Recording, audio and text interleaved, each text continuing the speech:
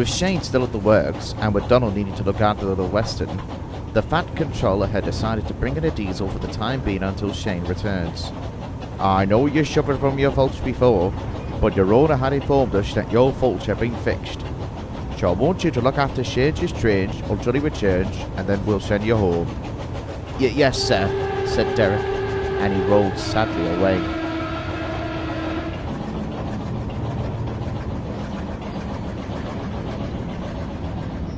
"53 years ago, Derek, along with other of his classmates, were a failure. They were unreliable due to camshaft and cylinder problems. Derek, though, had been preserved. He was sent to the Derby Railway Research Centre as a test train, but was later destined for scrap until a man from a railway had come to see him and promised him to be restored.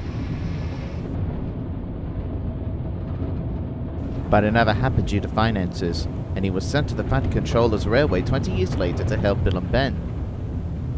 Afterwards, the Fat Controller had sent him to his work to mend his teething troubles, but to no avail.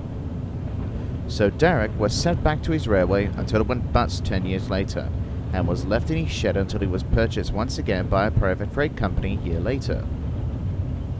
6 years later, he is now purchased by Sir Stephen Topham Hatt.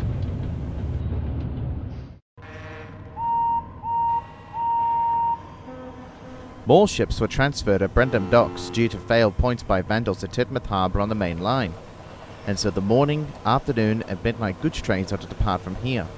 Many of the mainline engines were turned here to deliver goods, as the tracks and bridges are now stronger.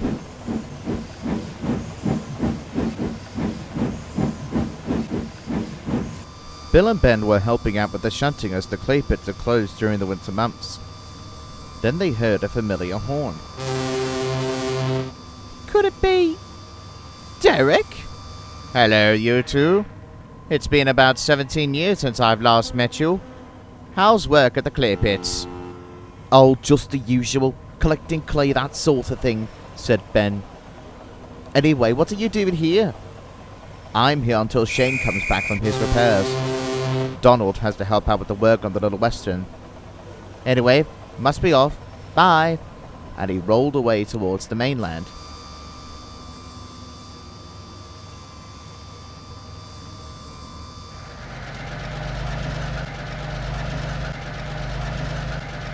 But he soon reached Gordon's Hill.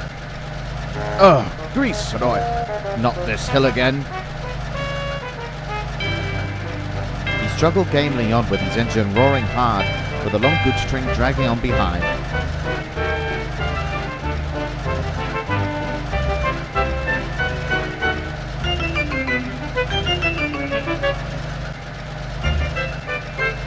Despite that he got to the crest of the hill, his cylinders were jammed. Oh, bother, he groaned.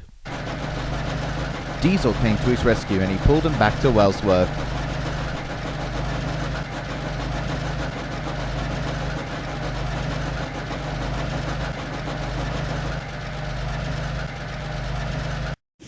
The Fat Controller will see you later on, said Diesel. I hope he doesn't have plans to send me back, murmured Derek. The Fat Controller arrived, but he wasn't cross with Derek. I'm not pleased with your owner's false words about you being fixed. I will speak to him at once. Derek, you'll be given another chance. I will have you repaired at my works as soon as I can arrange it. If my father solved both those problems, then so can I. Arry and Bert were standing in a nearby siding, waiting to deliver some scrap from Croc's scrapyard and take them to the ironworks near Kildane. They looked over to Derek and then smirked towards each other. Are you thinking what I'm thinking, Bert? Asked Arry. I think I am, Arry. Let's seize that failure of a diesel. So they asked their drivers to move them next to Derek. Hello, called Derek as Arry and Bert pulled alongside him. Hello, mate. I hear you'll be getting restored, replied Bert. Yes, I am.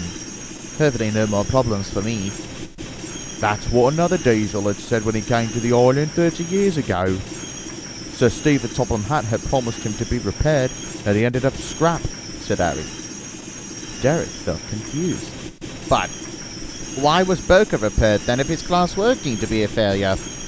Easy, said Bert. Because it's probably minimal, unlike yours. You're nothing but a failure for your whole life. And he and Arry laughed. That's enough, you two, scolded Diesel. Arry and Bert looked towards him.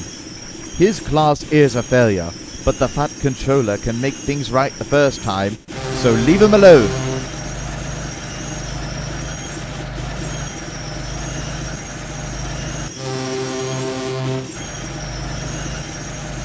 Arry and Bert just left anyway, as they're heading away for their job.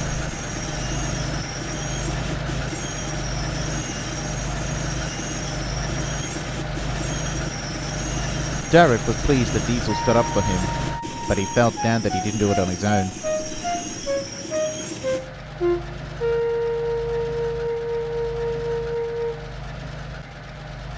The next day, the two scrap diesels were making their way towards Croc's scrapyard, when they both felt a pang inside them. Their cylinders had jammed. Their driver stopped them from the bottom of the hill.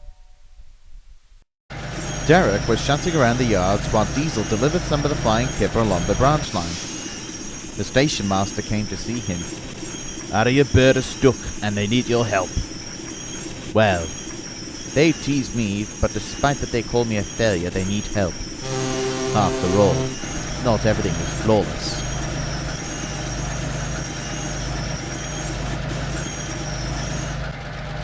Arry and Bert weren't pleased when they saw Derek, but Derek didn't care, and he pulled them away with all his might.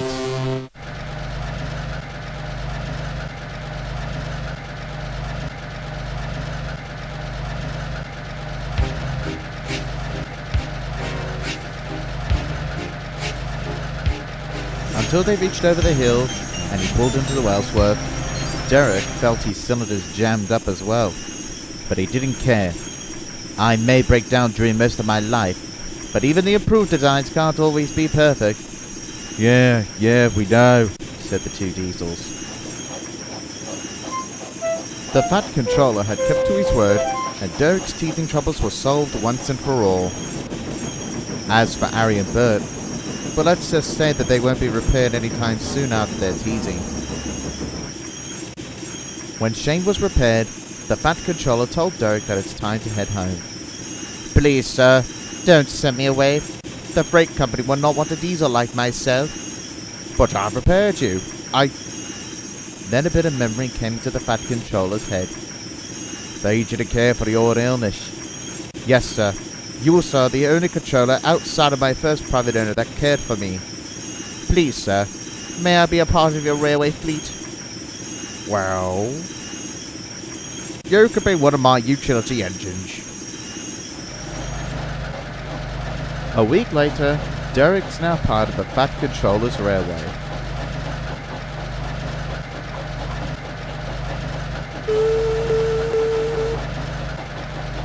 And ever since then, he crossed the whole island doing important jobs. And not one fault had been found.